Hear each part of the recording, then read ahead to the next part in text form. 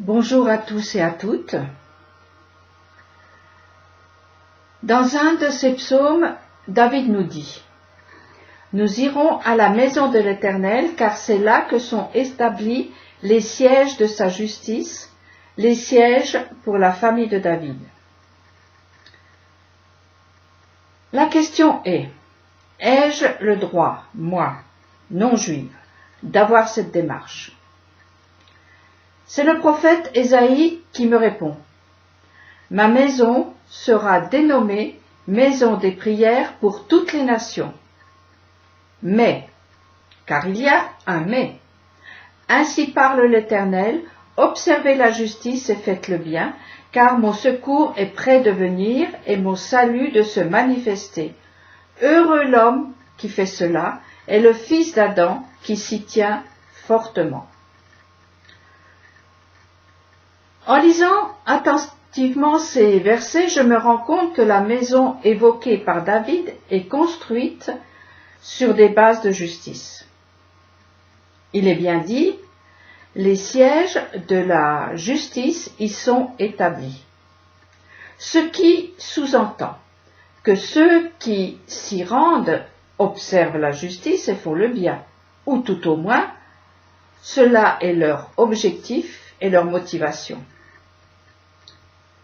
Être en chemin vers cette maison, marcher sans arrogance est déjà l'action d'observer la justice et de faire le bien.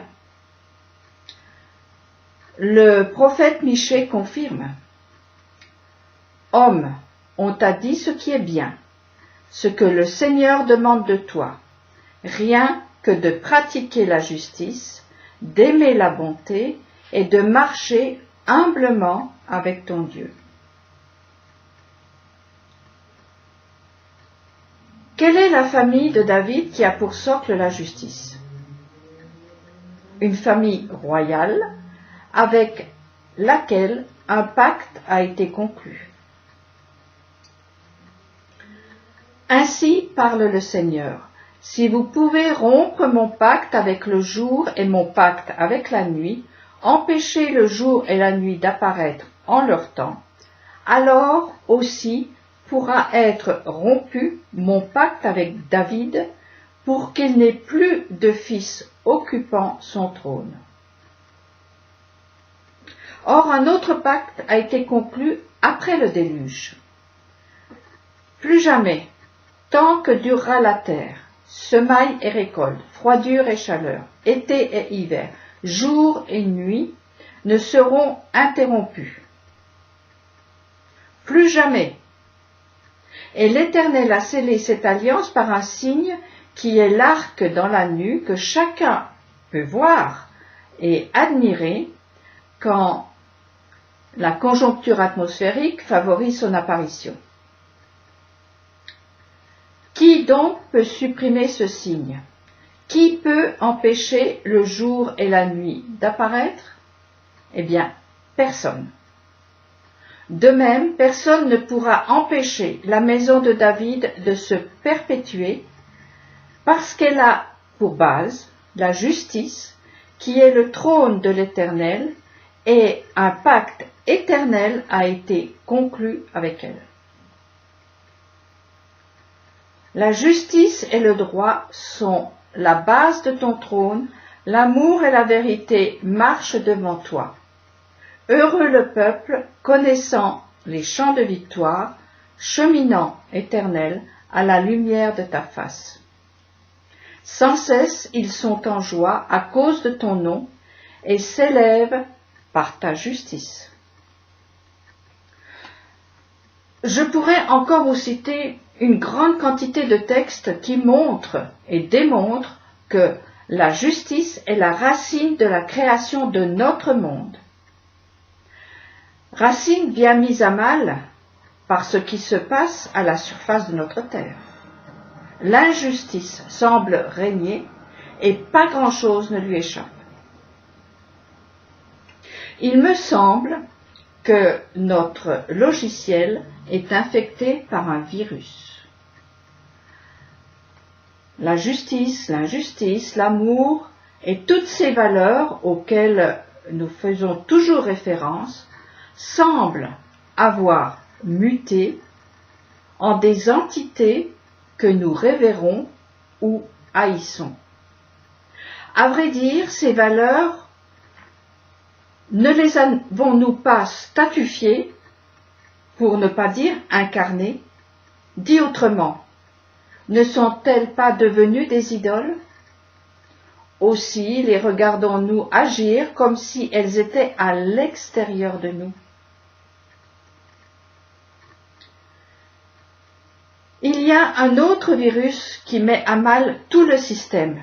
C'est de prétendre que la base de la maison est l'amour et non la justice, ou l'inverse, la justice sans le bien. Encore une fois, je reviens au préalable pour accéder à la maison des prières.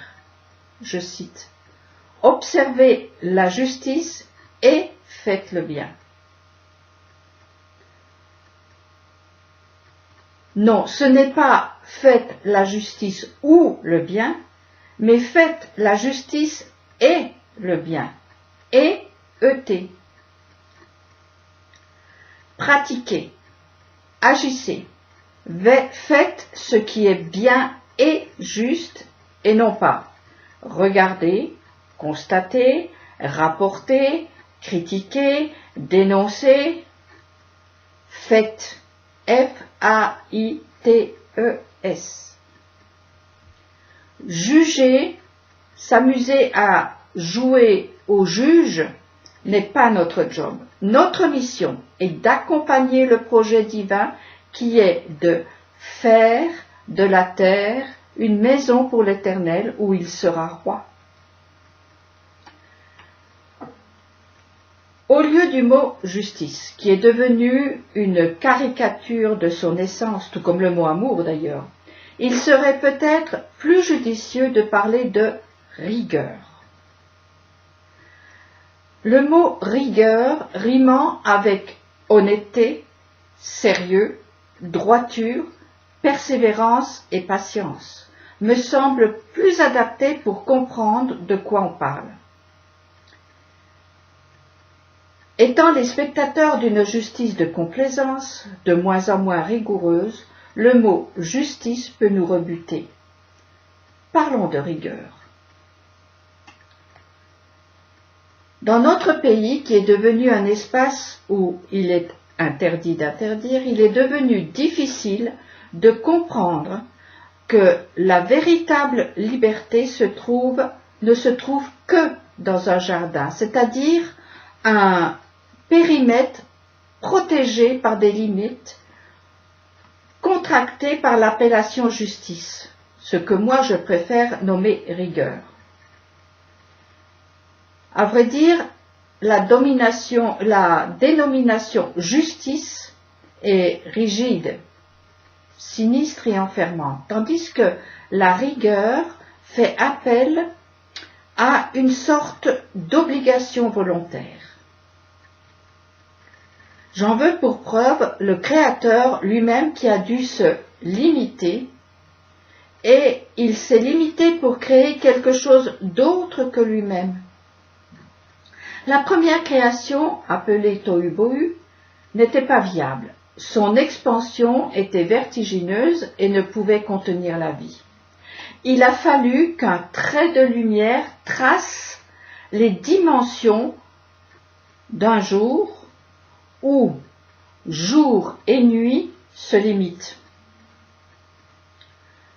Beaucoup plus tard, à partir du Sinaï, la liberté du peuple reste possible dans le cadre de 10 paroles qui font plier les barrières de l'Égypte, où les forces de la nature étaient adorées, tout comme peuvent l'être des valeurs telles que justice, amour, beauté, etc. Nous pouvons constater tous les jours que justice d'un côté et amour ou bonté de l'autre, élevés au niveau d'idéologie sont des idoles voraces et destructrices. Amour et justice doivent se limiter réciproquement à un espace d'évolution autocontrôlée, exactement comme fonctionnent deux jambes qui permettent d'avancer, de sortir, de rentrer, d'aller et venir, donc d'être libre. Pas cette fausse liberté de faire ce que l'on veut, mais la liberté d'aller vers la maison de prière pour toutes les nations. Obéir à ses pulsions, à ses fantasmes, à ses désirs d'amour et de justice est un esclavage aussi dur que celui que Pharaon a imposé aux Hébreux pour les épuiser. Toujours plus, sans les moyens. Une maison, qu'elle soit ronde ou carrée, en marbre ou en carton, cela reste un espace limité. Certes, il y a des portes et des fenêtres, mais là aussi, tout a une dimension et une fonction. C'est cadré. Sinon, de la notion de jardin, on passe au champ. Et comme vous le savez, dans ce lieu rôde le plus rusé des animaux, le serpent. Avec une persévérance inouïe, il nous rend régulièrement visite pour discuter les limites, mettre en doute leur nécessité et suggérer de les réduire à une seule proposition.